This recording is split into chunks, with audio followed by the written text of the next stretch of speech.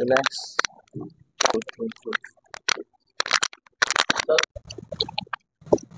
इथं दुखतंय ना? कुठून बसा. इकडे दोन जरा. हा बस.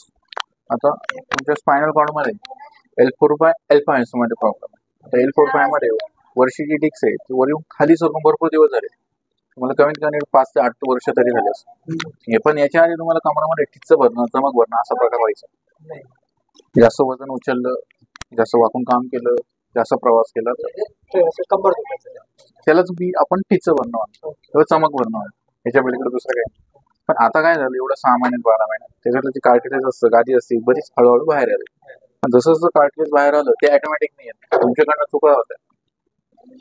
लिमिट पेक्षा जास्त वजन उचलणं, कमराला झटका बसला असं काही करणं किंवा चुकीचं बसणं, झोपणं, त्याच्याने ते कार्टिलेज असतं जसं जसं बाहेर येईल तसं तिथून ब्लड सर्क्युलेशन कमरापासून मांडी, खुबा, गुडघा, पोटरी आणि टाचेला होतं.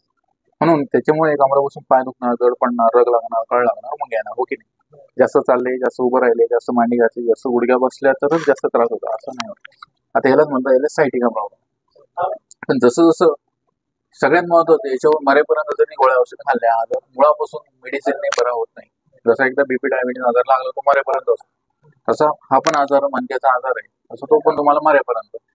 पण त्याला तुम्ही नियमात राहिले, याची तुम्हाला नियमबद्ध समजले, तुम्हाला एकदा माझ्याकडून प्रोसेस झाली, पण मरेपर्यंत माझ्याकडे काही कोणत्याही डॉक्टरला जायची गरज नाही. पण हे जर नियम तुम्हाला नाही समजले, तुम्ही मरेपर्यंत जरी ट्रीटमेंट करत बसले, हा आजार बरा होत नाही.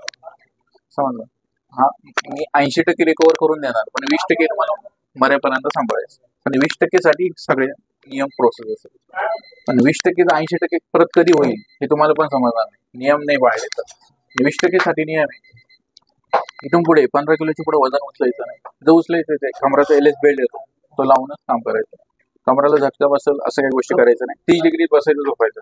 30 डिग्री म्हणजे कसं, खुर्ची बसले शीट पुढे घेऊन पाय टेबला ठेवून खुर्ची ठेवून बसायचं, झोपायचं. थोडे दिवस आंबट, वातळ, गॅस, ऍसिडिटी इत्यादी या गोष्टी खायच्या. दुसरं, कमराला झटका बसेल असं काही करायचं नाही. याला पालतं झोपायचं नाही. जाड गादी असते, जाड सोपं असतं त्याच्यात झोपायचं, बसायचं नाही. याला डॉक्टर म्हणतात सायटिका प्रॉब्लेम. याचं थर्ड स्टेजच्या पुढे गेलं तर बरेच डॉक्टर ऑपरेशन सांगतात. हे आता जे सेकंड स्टेजला गेलंय, समजलं? डॉक्टर फक्त याच्यावरती मल्टीविटामिन, कॅल्शियम, पेन किलर देतात. जोपर्यंत खाल्लं बरं वाटतं, त्याचा पावर संपला की दुखणं परत चालतं. आला अनुभव. आता जे मी तुम्हाला सांगितलं ते बरोबर आहे का चुकीचं आहे? MRI मध्ये ते चालू असतं. हे तुम्ही माझ्याकडे आधी आले असते ते MRI खर्च असतो, म्हणजे त्या खर्च तुम्हाला बरं करून घरी पाठवत असतं. असे बरेच पेशंट ऑलरेडी होता. दाखव MRI. असं कोणता डॉक्टर नाही तो लाईव्ह असं सांगतो, आहे का? सांगितलं L4/L5. तुम्हाला सगळं डॉक्टरांनी माझ्या आधी सगळं समजून सांगितलं असेल की डिक्स खाली सरकली, गादी बाहेर आली, म्हणून कमरापासून हा पाय दुखायला लागला. आता याच्यामध्ये ऑपरेशन जे केलं जातं त्याच्यामध्ये फक्त गादी कट केली जाते. गादी कट केली जाते, त्याच्यानंतर जी डिक्स आहे ती तशी ठेवली जाते. समजलं? जसं एखादं 4 व्हीलर आहे, त्याचं अलाइनमेंट बिघडलंय, खड्ड्यात जाऊन गाडी आदळली, तर अलाइनमेंट बिघडतं. पण तुम्ही वेळेच्या आत जर अलाइनमेंट नाही केलं तर चाक लिमिट पेक्षा जास्त घसरतं. तसं तो स्पायनल कॉर्डचं अलाइनमेंट असतं.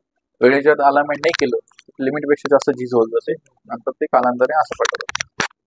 मी सांगितलेले नियम लक्षात ठेवायचे. मरेपर्यंत मला 10 दिवसाची प्रोसेस झाली की त्रास होत नाही. झोपाल.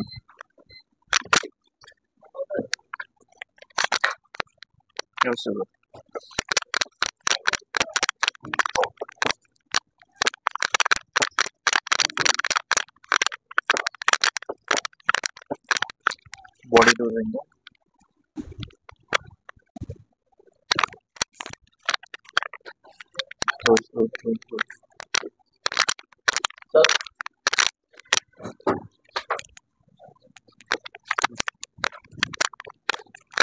खुश होतो का माझ्याकडे